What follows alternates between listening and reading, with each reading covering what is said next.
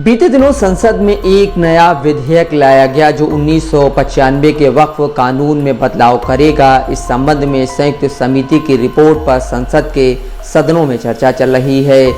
इस बिल का मकसद वक्फ बोर्ड के कामकाज में पारदर्शिता लाने के साथ महिलाओं को इन बोर्ड में शामिल करना है। सरकार के मुताबिक मुस्लिम समुदाय के भीतर से उठ रही मांगों को देखते हुए यह कदम उठाया जा रहा है।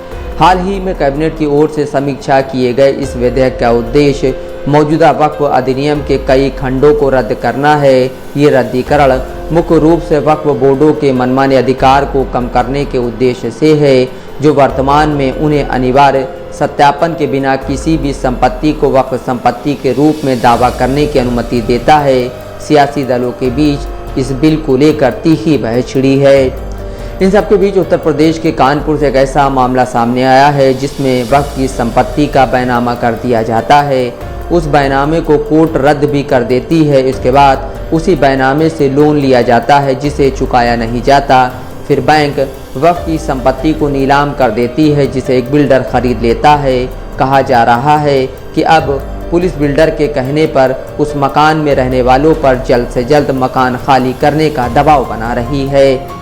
शहर के मुस्लिम बाहुल इलाके चमनगंज बेकनगंज में कई वक्फ संपत्तियां हैं। इनमें एक बहुत बड़ी संपत्ति हाफिज मोहम्मद हलीम की है, जिस पर कई शैक्षणिक संस्थान चल रहे हैं। हाफिज हलीम की वक्फ संपत्ति अवैध कब्जों और खरीद फरोख्त को लेकर अक्सर सुर्खियों में रहती है। हाफिज हलीम के वक्फ संपत्तियों के पास ही एक और वक्फ संपत्ति है जो चर्चा में तब आई जब कुछ दिनों पहले चमनगंज थाने से कुछ पुलिसकर्मी उसे खाली करने का अल्टीमेटम देने पहुंचे।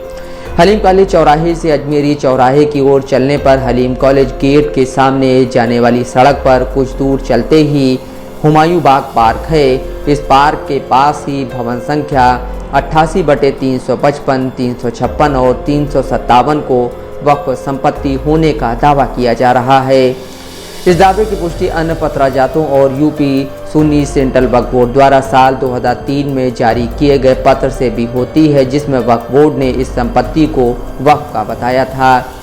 दावे के मुताबिक खलील अहमद ने 27 मई 1933 को अपनी मिल्कियत की कुल 5 संपत्तियों को भवन संख्या 54D, भवन संख्या 88/355, 88/356 और 88/357 को वक्फ अलल औलाद के नाम से सुन्नी सेंट्रल वक्फ बोर्ड लखनऊ में दर्ज कराया था, जिसे वक्फ बोर्ड ने अपने रजिस्टर के क्रमांक संख्या 37 में दर्ज करते हुए वक्फ संख्या 30 से जारी किया था।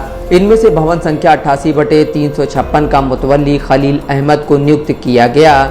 खलील के देहांत के बाद वक्फ बोर्ड ने संपत्ति का कोई भी मुतवल्ली नियुक्त नहीं किया और उसी के बाद इस संपत्ति पर विवाद शुरू हो गया। दावे के मुताबिक अनवरी बेगम नाम की महिला ने संपत्ति को अपनी निजी मिल्कियत बताते हुए 28 अगस्त 1972 को अनीस जहां को बैनामा कर इसे बेच दिया।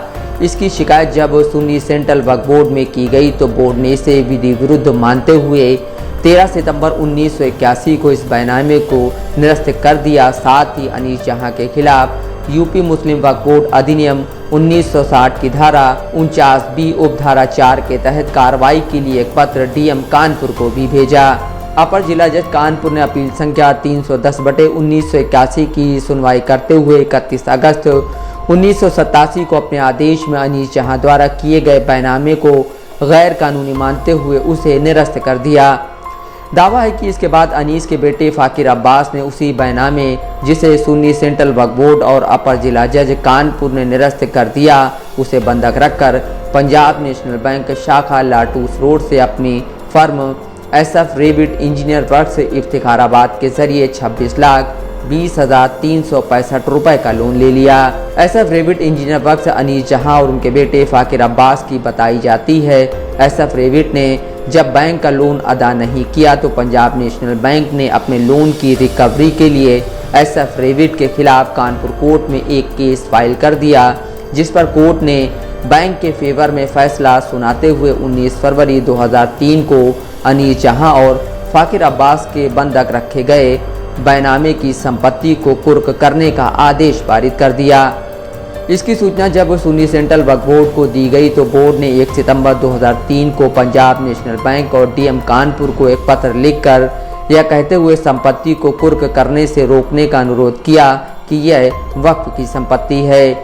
इसके बाद कोई एक्शन नहीं लिया गया और कुछ सालों तक ऐसे ही मामला शांत रहा, लेकिन 20 मार्च 2008 से 7 अप्रैल 2008 के बीच पंजाब नेशनल बैंक द्वारा समाचार पत्रों में संपत्ति को नीलाम करने की सूचना प्रकाशित की गई।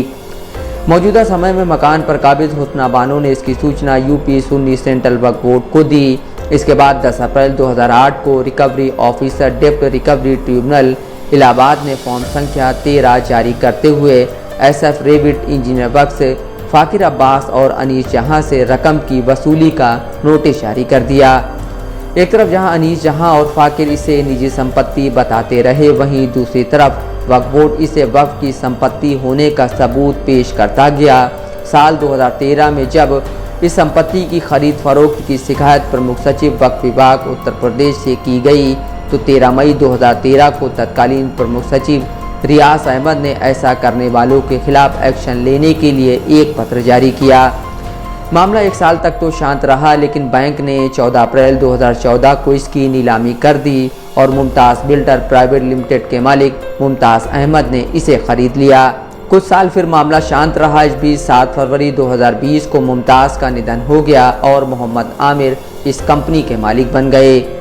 अगले 4 साल फिर ऐसे ही मामला ठंडे बस्ते में रहा, लेकिन 2025 की शुरुआत होते ही 13 जनवरी को चमनगंज थाने से 5 से 7 पुलिसकर्मी इस मकान में जाते हैं और हुस्ना बानो से कहते हैं इस मकान को मुमताज़ बिल्डर के मालिक आमिर ने ख़रीदा है, 24 घंटे के अंदर तुम्हें इसे खाली करना पड़ेगा वरना कानूनी कार्रवाई की जाएगी। इसके बाद से एक बार फिर इस परिवार ने यूपी सुन्नी सेंट्रल वक्फ बोर्ड के चक्कर लगाने शुरू कर दिए हैं। Mohammad Asim Siddiqui, Dastak live news, Kanpur.